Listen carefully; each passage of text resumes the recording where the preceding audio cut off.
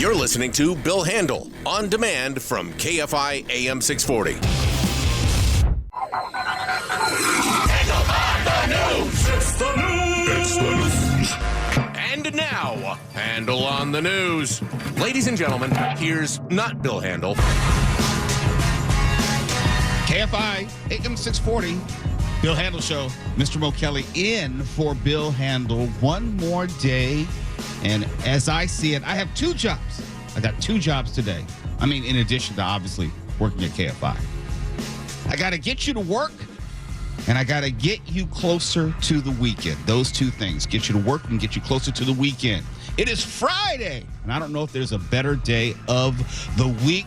Let me say good morning to Amy King, the news queen. How are you today? Good morning. I'm fabulous. Thank you. I heard you in your most recent conversation remark about the TV show Paradise. I cannot love that show enough.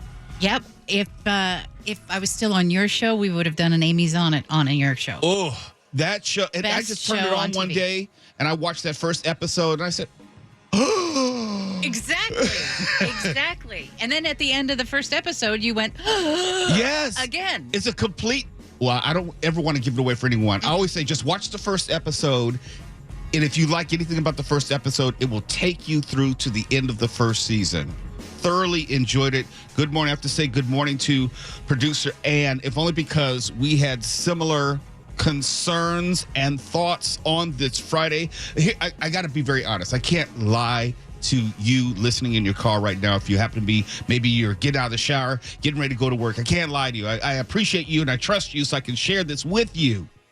I have this recurring nightmare. And for what I'm told, many people in radio have a similar one. I have this nightmare where I either wake up and I'm in a panic and I realize, oh my gosh, my shift is getting ready to start and I'm in bed, or the phone is ringing. And in this case, it would be producer Ann. She's like, Mo, where are you?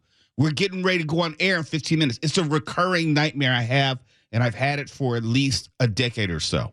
Yeah, it's the worst. It's the absolute worst feeling. With that in mind, that you might not wake up and have that heart. Right. And with that in mind, I have this alarm, which is meant to scare the bejesus out of me. And unfortunately, it also scares the bejesus out of my wife.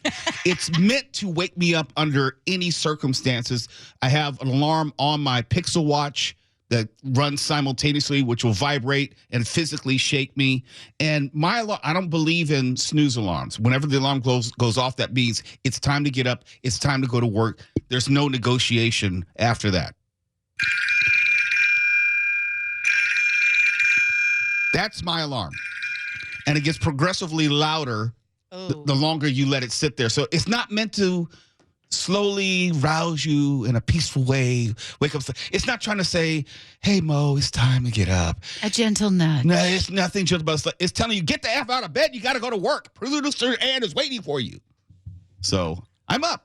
It's one of those things that can startle you. I'm on my way. I got up at 4 o'clock today, and got to tell the truth, I did not get to sleep until after 1. I remember seeing my phone, and it said 1 something. That's the last time I remember seeing it. And the next thing I know, like you blink your eyes, and then all of a sudden, the alarm is telling me to get up, and it's 4 a.m. I get out of bed, and I'm in the car by 4:20. I'm here by 4:45. I'm walking in with Will Kohlschreiber. Good morning, Will. Morning, Mo. And we're both commiserating about how early it is and how dark it is. But other than that, I'm great. Let's hurry up and get to the weekend. Kono, good to see you, my man. What's up, Mo? I heard that you lost all 23 of your brackets in one day. I mean, everybody loses. It's just try not to lose the most. You wasted no time. He said, well, I'm going to lose anyway, so might as well be now. I will say my brother-in-law went 16 for 16 yesterday, though. Wow. That's a great start. That's a great start. Yeah, I can never say I've ever done it. I've never gotten out of the first round with more than maybe 12. That's pretty Correct. good. I'm 11 right now, 11 for 16. That's not bad. It just depends on the games that you lose. Like if one of them happened to be one of your final 4 Right. predictions, well, as they say, that's your ass. Yeah, that is true. That is true. So good morning. I think it's about time that we get to it. Handel on the news. Lead story. True to his word, U.S. President Donald Trump has signed an executive order to dismantle the Department of Education. And I said yesterday, it is fulfilling a campaign promise. It's one of those things that he talked about it, he promised it, and now he's delivering it. There are some subtleties here, whereas the president can defund the Department of Education, actually killing the whole agency has to be an act of Congress, but you can kneecap the agency through lack of funding where most of its services will no longer exist. And this is something I think people need to understand. It's not something that the next president can just turn around and undo. This is something completely transformational, not necessarily transactional. And President Trump, regardless of what you may think about him, he has been consistent with what he said on the campaign trail. He's wasting no time to get done as he is, I'll say, just a couple months in his presidency. And the White House has acknowledged that closing the agency outright would require an act of Congress, as I said. So this is just the first part of it. Yes, it's going to be fought in court. There are legal challenges already, but the Department of Education, as we know it, is going away. Fires and flying don't mix. London's Heathrow Airport, one of the busiest hubs in Europe, is closed today and will remain closed all day because of a fire nearby at an electricity substation. So far, they're saying it doesn't appear that there's foul play. Of course, they're still investigating, but the fire caused power outages at the airport. And in a statement, whilst fire crews are responding to the incident, we do not have clarity on when power may be reliably restored. I love that they start their sentence with whilst. Are they on any schedule at this moment? No schedule. They're expecting significant disruption over the coming days. But it's like so far, and this was from a few hours ago, 1,350 flights just canceled. And they're showing scenes from inside Heathrow. It's like emergency lights are on, and they're saying, do not go to the airport. And of course, it's affecting flights in the U.S. too. On the rare occasions that I do get the privilege to go to Europe, I often am lucky enough to avoid Heathrow. I'm usually going through Gatwick, and that's a much more enjoyable experience. No disrespect to Heathrow, but if you've never been, I would liken it to Chicago O'Hare. The amount of traffic, the size of the airport, the things you got to do if you're connecting. I say all that to say this disruption will be significant and will impact thousands of travelers for the next few days at the minimum. And you know, the DWP, well, they've been having some problems with the fire hydrants, trying to fix them. They're saying that they fixed the vast majority of them, which have been flagged for repairs last year. And let me just say, in addition to this, part of the reason why some of these or many of these fire hydrants had issues was people were vandalizing them and stealing some of the parts off them for scrap metal in the way that people were stealing catalytic converters. Believe it or not. Yes, the LA Fire Department discovered the damage to the hydrants during inspections in the months prior to the January 7th Palisades fire. Once DWP staff received a list of 1,350 hydrants, the utility dispatched crews across the city. As of earlier this week, the utility had addressed 1,289 hydrants, replaced 148, and performed minor repairs on 805 hydrants. 6 hydrants, and this is something I didn't know, were functioning but needed water to be turned on at a nearby valve. And I also didn't know that there were 143 hydrants on this list which were privately owned and fell outside DWP's purview. How do you have a privately owned fire hydrant? Hello, that was my question. I didn't know that. I was today years old. Unless it's in an area that's like just outside Los Angeles City, or it's in an unincorporated area and they built a subdivision, and so then they built their own fire hydrant. Maybe that would make sense, but still, I've heard of private fire departments, but not private fire hydrants. You learn something new every day. Bring them back. U.S. safety regulators have recalled about all the Cybertrucks. There's 46,000 of them. Then NTSB, or actually the NHTSA, the National Highway Traffic Safety Administration, says an exterior panel that runs along the left and right side of the windshield can detach while you're driving, and that can create a road hazard for others and increase the risk of a crash. Tesla has a real precarious position that they're trying to navigate. You know of Tesla in large part because of the person Elon Musk. And Elon Musk helped promote the brand through himself, Elon Musk. And now that Elon Musk is part of Doge and what he's doing with the federal government is in many ways controversial, at least, without getting into the minutiae, then you have Tesla put in a situation where if you don't support Elon Musk, then it comes over to impacting Tesla, its stock price. And I'm not talking about the vandalism. That's just illegal. That's just crime. But I'm just talking about Tesla, the company, is going to have a hard time trying to navigate this moment, if only because everyone knows Tesla because of Elon Musk. DEI is still an issue in the military, but for a different reason. And the military, if you didn't know, was instructed to search keywords including first and history while they were purging Pentagon websites. And you might know the most, the clearest example or controversial example was with Jackie Robinson, his connection to the military and how that was scrubbed from Pentagon websites. And military units were instructed to simply use keyword searches such as racism, ethnicity, history, and first when searching for articles and photos to remove. And also, the Department of Defense instituted an AI algorithm which helped with the purge, and it was very wide in its base. And so a lot of things were purged, maybe not intentionally, but also controversially.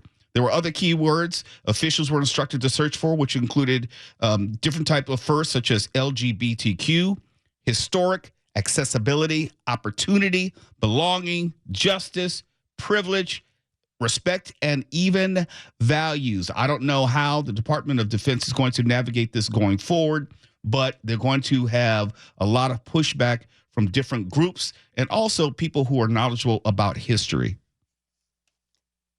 Well, yeah, I mean, they took down the Navajo code talkers, which helped us win World War II. So unfortunately, they put it back up, but yeah, and some of these mistakes can be avoided. Some of these, when you're using the proverbial chainsaw, going back to Elon Musk, and you saw the meme with him, when you're using that chainsaw and not the scalpel, you're going to have these unfortunate incidents. And I'm real big on history, and there's certain parts of history which may be uncomfortable, certain parts of history which may be unflattering, but it's necessary to tell the whole story, the full story. And I believe this country is the greatest country on the face of the earth. It's because it's been able to overcome all these obstacles over all these decades and centuries. You got to know America in its full context. yeah. And I love that AI gets it wrong sometimes. Oh, it's going to get it wrong. It restores my faith in humanity. But we've talked to like Rich DeMuro about it. We're like, AI will tell you this. And I said, but does it get it right? And he's like, oh, no, it makes mistakes all the time. So it looks like that's what had happened. It went through and mistakenly took out too much with its chainsaw, as you said. Mariah Carey got all she wanted for Christmas. A federal judge has ruled that she did not steal her mega hit All I Want for Christmas Is You from other songwriters. She was sued in 2023 by a songwriter who goes by the stage name Vince Vance and also Troy Powers of Tennessee. $20 million lawsuit. They allege that Carey's song from 1994, which of course we hear every year, and as it comes around faster and faster as time speeds up, that it infringed on the copyright of their country song in 1989 with the same title. I was working in the music industry when this song came out.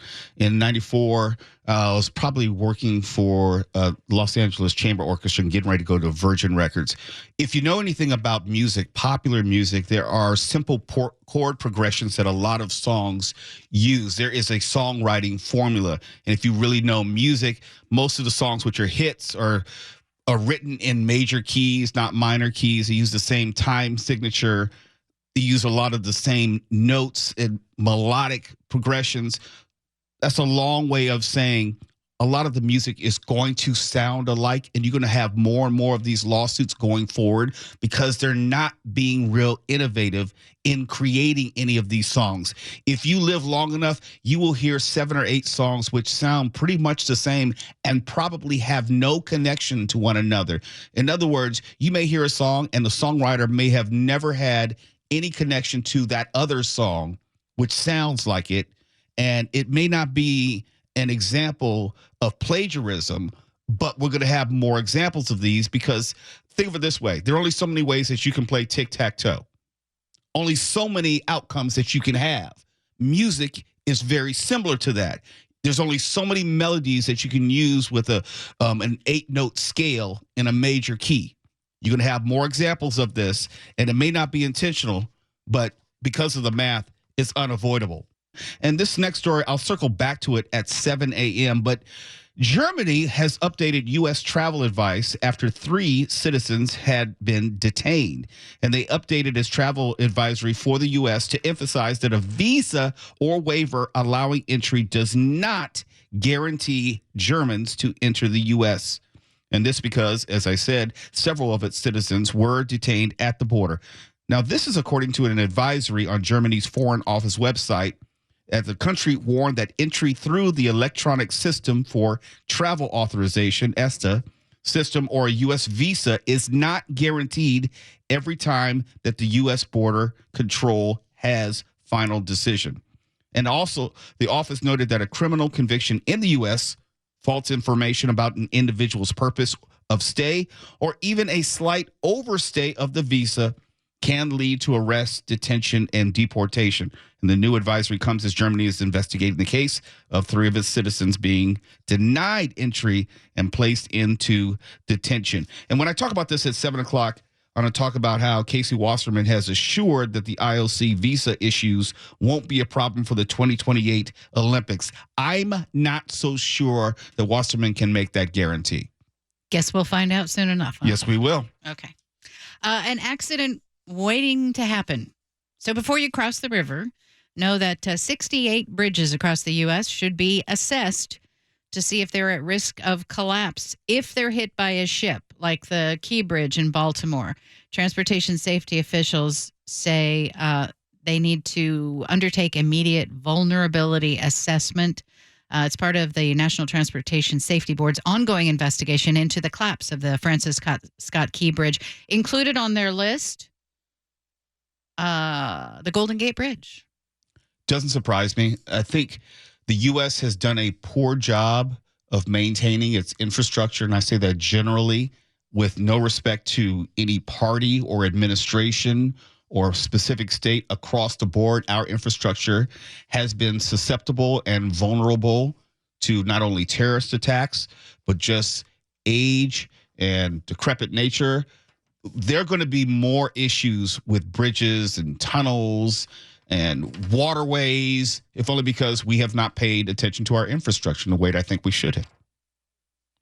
And also, here locally in California, California has, I should say the Ninth Circuit has upheld California's ban on large capacity ammunition magazines.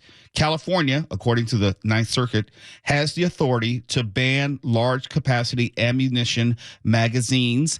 And also, this reversed a previous decision that found the state law unconstitutional under its strict history-minded limits on gun control measures recently established by the Supreme Court. Writing for the 11-judge panel, the U.S. Ninth Circuit Court of Appeals, Circuit Judge Susan Graber found that the state's ban on magazines holding more than 10 rounds fell in line with other historical weapons restrictions in that it restricts an especially dangerous feature of semi-automatic firearms, the ability to use a large capacity magazine, while allowing all other uses of those firearms, yada, yada, yada, blah, blah, blah. And this is something that has always been a hot button issue about where we should limit the use of guns or magazines. And a frequent refrain that I hear is, well, this would not prevent this or that crime, this or that death or mass shooting.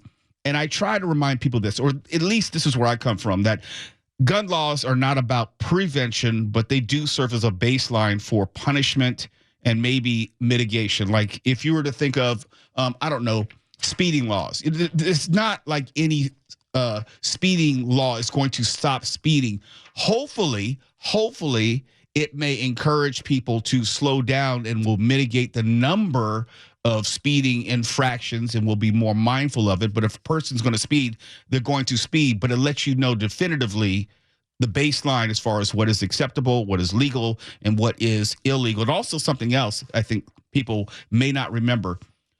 Some gun laws are to help catch criminals and would-be criminals in a net so they don't go on and progress to larger crimes. You may have someone, you may see a story that Amy King may talk about, well, someone was also cited or arrested for unlicensed or unlawful possession of a gun, or a felon in possession of a gun, and hopefully that will keep that person from committing other crimes. Not always, but sometimes.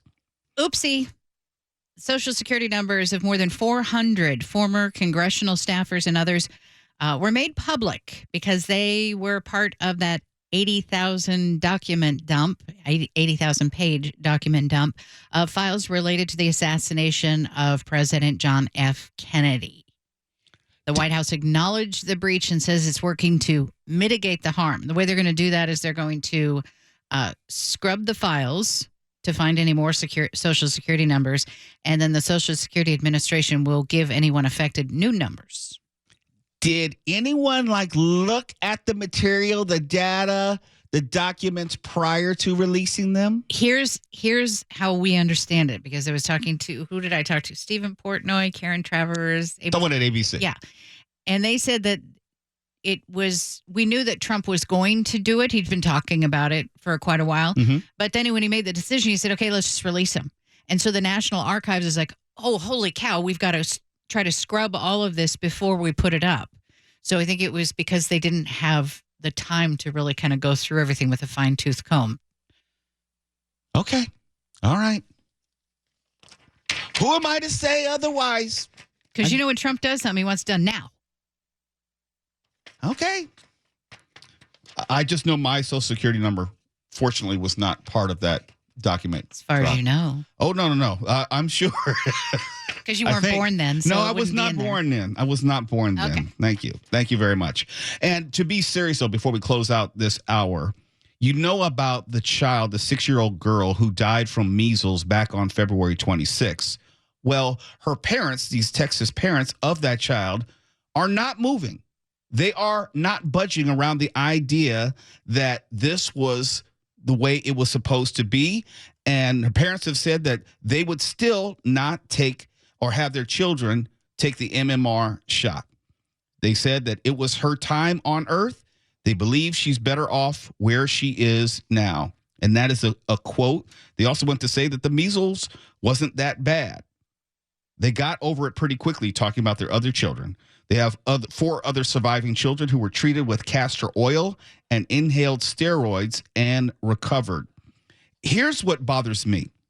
I've been around long enough to know that the MMR vaccine has been around, talking about JFK, since 1963. And it's 97% effective. And we do know that measles was considered eradicated in the United States since the year 2000, with the exception of in previous and more recent years, because the vaccine rates have declined and diminished. Measles has been popping up around the country and actually around the world for that matter. We've had some other incidents with polio. These deaths and infections are largely avoidable. This child didn't have to die. And I don't think it's too much to say that parents have a responsibility to protect their children. How that plays out probably and obviously varies from family to family.